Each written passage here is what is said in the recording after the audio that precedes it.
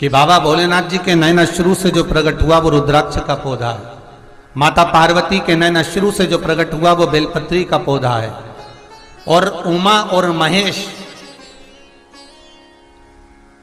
जिस महेश के वंशज हैं महेश्वरी, जिनकी 12 धाम प्रगटी है भगवान महेश के द्वारा,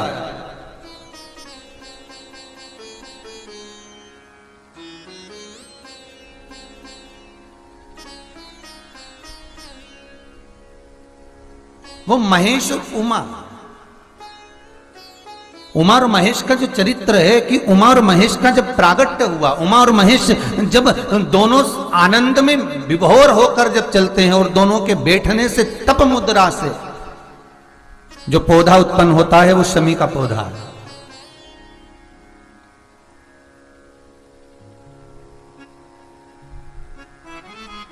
शमी का पौधा। तो एक बात ध्यान रखिए, शिव जी के द्वारा जो निर्मित हुआ उसमें कोई शूल नहीं है, उसमें कोई कांटे नहीं है। पार्वती के द्वारा जो निर्मित हुआ बेलपत्री का पौधा, उसमें कांटे हैं, और पार्वती के मिलन से भी जो उत्पन्न हुआ है शंकर के साथ में, उसमें भी कांटे। शमी के पौधे में भी कांटे, शमी के वृक्ष में भी कांटे।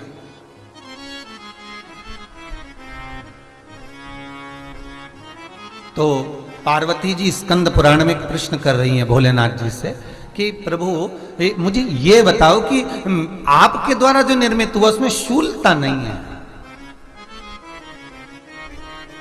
पर मेरे द्वारा जो निर्मित हुआ उसमें शूल क्यों आया है, उसमें कांटा क्यों आया है? थोड़ा सा माताओं, मेरी जीजियों, आपको थोड़ा बुरा तो लगेगा इस प्रसंग को सुनकर, पर लग जाए, पर आज कथा निकली है तो सुन लो है कि शिवजी जिस रुद्राक्ष को उत्पन्न कर रहे हैं उसमें शूलता नहीं है, पर पार्वती जी जो संग में मिली हैं उसमें भी शूलता है, और पार्वती के द्वारा जो प्रकट हुआ बेलपत्र उसमें भी शूलता है। तो भगवान महादेव बोलते हैं, पार्वती मैं तुझे कुछ कहूं और कहने पर तुझे तेरे हृदय में कोई बात चुभे, शूल लगे तो मुझे ठीक नहीं लगेगा। नहीं नहीं नहीं, आप कहिए प्रभु, मैं सुनने के लिए तैयार हूं, आप तो बोलो कि कारण क्या है। भगवान कहते हैं, पार्वती बस अंतर इतना है, नारी का जो स्वभाव होता है, स्त्री का जो स्वभाव होता है, उसके हृदय में छोटी छोटी बात के शूल बहुत होते हैं।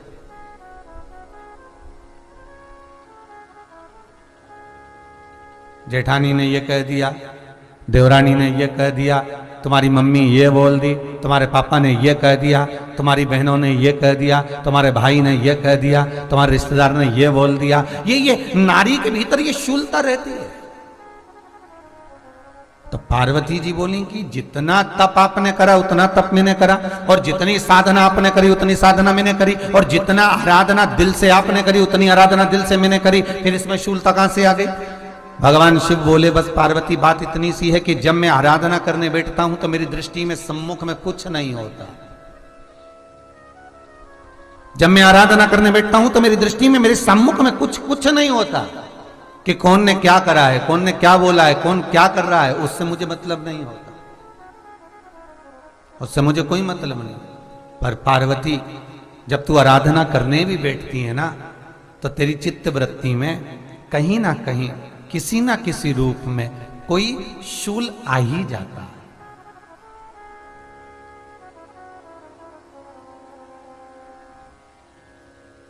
कई माताओं की आदत देखी साहब, भगवान की सेवा करने बैठी है तो भी भीतर थोड़ा सा शूलता भरी हुई है। महाराज बताओ, इतने सारे भगवान इकट्ठे कर लिए, मैंने बोला था बहू से कि वहां रख लेती है, बताओ इतने सारे यहाँ पर लाकर रख दिए हैं, अब इसकी सेवा करना पड़ रही है, अब ये करना पड़ रहा है।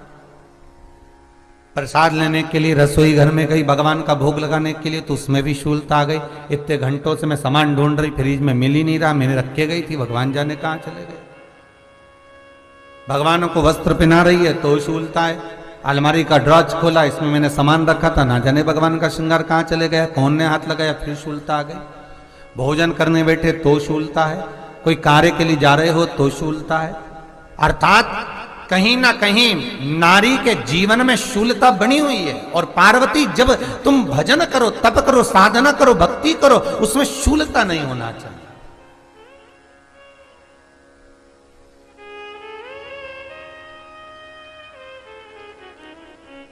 पार्वती जी ने कहा, भोलेनाथ, तो क्या आप मुझे स्वीकार नहीं करेंगे बेलपत्री के रूप में? क्या मुझे स्वीकार नहीं करेंगे शमीपत्र के रूप में? पद्म पुराण, स्कंद पुराण, लिंग पुराण, नर्मदा पुराण और शिव महापुराण, ये सारी पुराणे वर्णन करती है। पार्वती जी का खंड आनंद वर्षित कर रहा है, वर्णन कर रहा है। पार्वती खंड वर्णन कर रहा है, सती खंड वर्णन कर रहा है, उमा संहिता वर्णन कर रही है। क्या आप मेरा ये बेलपत्र का स्वरूप आप धारण नहीं करेंगे? इसमें शूलता है, इसलिए भगवान कहते हैं नहीं नहीं, धारण तो करूंगा पर शूल धारण नहीं करूंगा। मैं शूल धारण नहीं करूंगा, मतलब बेलपत्री में जो कांटे लगे रहते हैं बेलपत्री की, उस डाली के अंदर जो कांटे शूल रहते हैं, भगवान शिव वो धारण नहीं करते। आप उस बेलपत्री को आप बड़े प्रेम से, आनंद से पत्ते को निकाल लीजिए, तोड़ लीजिए, उतार लीजिए और फिर भगवान को वो प्रेम से समर्पित करो तो भगवान स्वीकार करना। पर भोलेनाथ, ये बेलपत्री का जो वृक्ष है मेरे नयन अश्रु से उत्पन्न हुआ है, मेरे द्वारा उत्पन्न हुआ है, फिर तो इन कांटों की कोई महत्वता ही नहीं है, इन शूल की कोई महत्वता नहीं है। पार्वती, केवल 3 दिन ऐसे रहेंगे, 3 बार ऐसे रहेंगे, 3 तिथियां ऐसी रहेंगी, 3 समय ऐसा रहेगा जिस समय पर तेरे द्वारा निर्मित शूल को भी शिव धारण करेगा और जगत का कल्याण करेगा। 3 दिन, 3 तिथियां, 3 बार, 3 नक्षत्र, 3 घड़ी, 3 पल।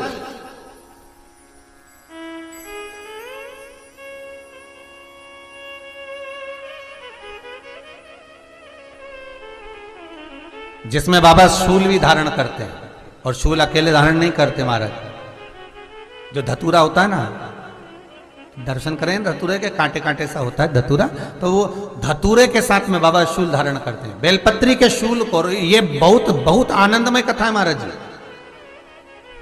कांटे ही मिले हैं। बेटी बड़ी हुई तो घर में मायके में दुख देखा, और मायके से गई ससुराल में तो ससुराल में दुख देखा। ससुराल में भी दुख देखने के बाद में भी पति को बहुत कुछ काम खुलवाया, बहुत धंधे खुलवाए, नौकरी लगवाई, पर वो पति बार बार छोड़ कर आ गया, बार बार तकलीफ भोग रहा है, बार बार कष्ट भोग रहा है। फिर थोड़े दिन काम करता है, थोड़े दिन छूट जाता है, फिर व्यापार में बढ़ता है, फिर छूट जाता है, फिर कोई दुकान खुलवाई, थोड़े दिन अच्छी चली, फिर वापस वहीं घर पर आकर बैठ गया। अर्थात उसके जीवन में वो शूलता चल रही है। तो बाबा देवाधिदेव महादेव कहते हैं, ये 3 घड़ी, 3 पल, 3 नक्षत्र, 3 समय, 3 दिन में जो शूल मुझे समर्पित करता है, उसके जीवन से मैं शूल हटा देता। वो 3 दिन लिखे स्कंद पुराण।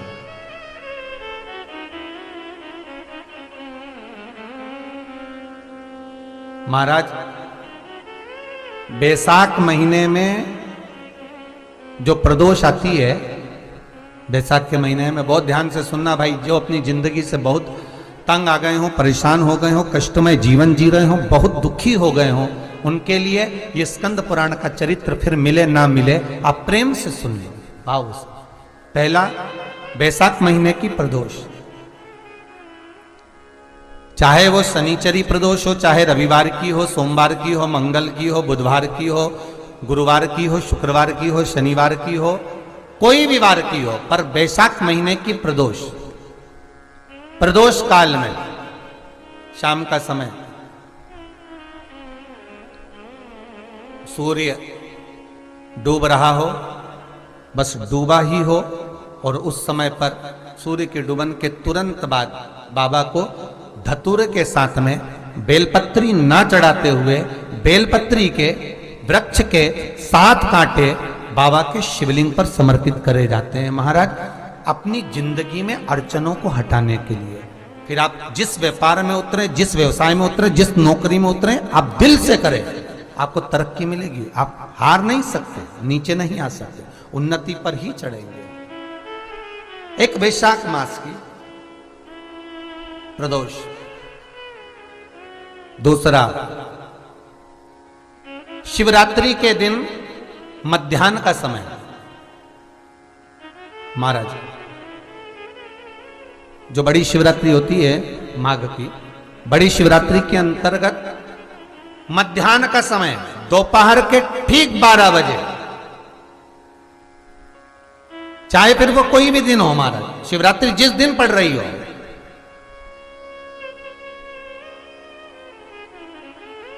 उस दिन भी धतूरे के साथ बाबा को 7 कांटे बेलपत्री के वृक्ष के समर्पित होते हैं महाराज। इसमें आप ये वाले जो कांटे हैं जो शिवरात्रि के दोपहर 12 बजे वाले हैं, अगर कोई मदिरा पीने वाला हो, व्यसन में डूबने वाला हो, कोई जुआ खेलने वाला हो, कोई गलत वैश्यावृत्ति करने वाला या अपने मार्ग से विचलित कोई व्यक्ति है, उसके लिए भी ये कांटे बहुत काम आते हैं महाराज।